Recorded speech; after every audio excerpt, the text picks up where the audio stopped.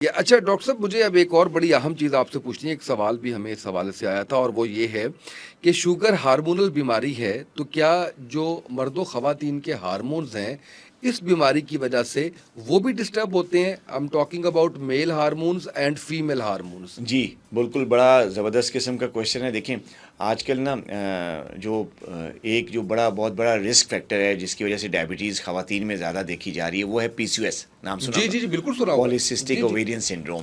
اس میں کیا ہوتا ہے؟ اس میں بیسیکلی جو انڈر لائنگ پیتھولوجی ہوتی ہے وہ ہوتی ہے انسولین ریزسٹنس. مجھے ایک گائنوکالوجسٹ بتا رہی تھی کہ کم و بیش 3 کروڑ خواتین کو اس وقت پاکستان میں وہ پی سی او ایس کا شکار ہیں. اچھا، پی سی او ایس سے سب سے بڑا نقصان کیا ہوتا ہے؟ پریگنینسی نہیں ہوتی، انفرٹیلیٹی. یہ سب سے بڑا نقصان ہے جو کہ پی سی او ایس کر رہا ہے خواتین میں، پاکستانی خواتین میں، کہ 9 سال کی شادیاں ہیں، 10 سال کی شادیاں، بچہ کوئی نہیں. انویسٹیگیٹ کرائے پی سی او ایس ہے. اچھا، اب جو ایک غلط فہمی پی سی او ایس کے بارے میں یہ کہ صرف موٹی خواتین میں پی سی او ایس ہے، ایسا نہیں ہے. جو لین پتلی اسمارٹ خواتین ہیں ان میں بھی پی سی او ایس ہوتا ہے. اچھا، کیوں ہوتا ہے؟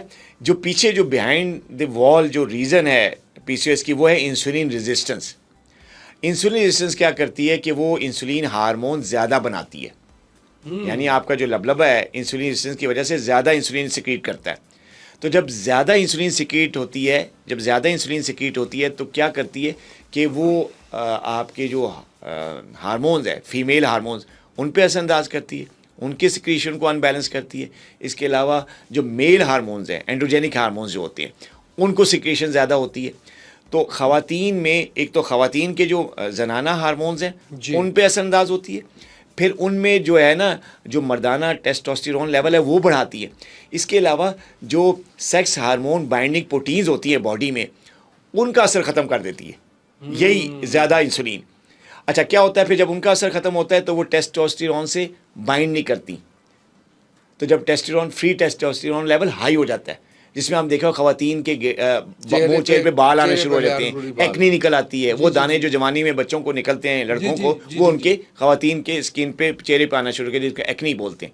تو یہ چیزیں جو ہے ایکنی، ہرسوٹزم، بالوں کا آنا اور پلس وزن زیادہ ہونا، یہ اس انسولین ریزسٹنس کی وجہ سے ہو رہا ہوتا ہے جو کہ بیہائنڈ دا وال وجہ ہوتی ہے پی سی او ایس کی.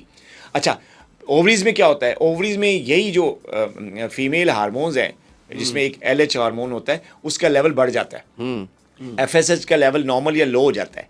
اس امبیلنس کی وجہ سے جو ہے نا وہ پری میچور فالیکلز بننا شروع ہو جاتے ہیں اووریز میں، جو کہ میچور نہیں ہوتے. کیا کرتے ہیں؟ میچور نہیں ہوتے، کیا کرتے ہیں پھر وہ فالیکلز بن کے اووریز میں سسٹ بنانا شروع کرتے ہیں. اچھا، اور اسی لیے پھر اس کو کہتے ہیں پالیسسٹک.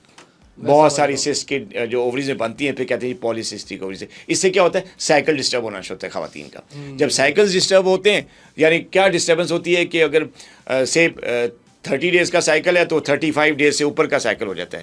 اگر سال میں 12 سائیکل ہونے چاہیے تو وہ 8 سے بھی نیچے ہو جاتے ہیں. تو سائیکلک ڈسٹربنس شروع ہو جاتی ہے. سائیکلک ڈسٹربنس کا مطلب کیا ہے؟ انفرٹیلیٹی، پریگنینسی نہیں ہوتی. تو وہ لوگ ٹیسٹ کرانے، یار فرٹیلیٹی کا ٹیسٹ کرو. اصل وجہ کیا ہوتی ہے؟ پی سی او ایس.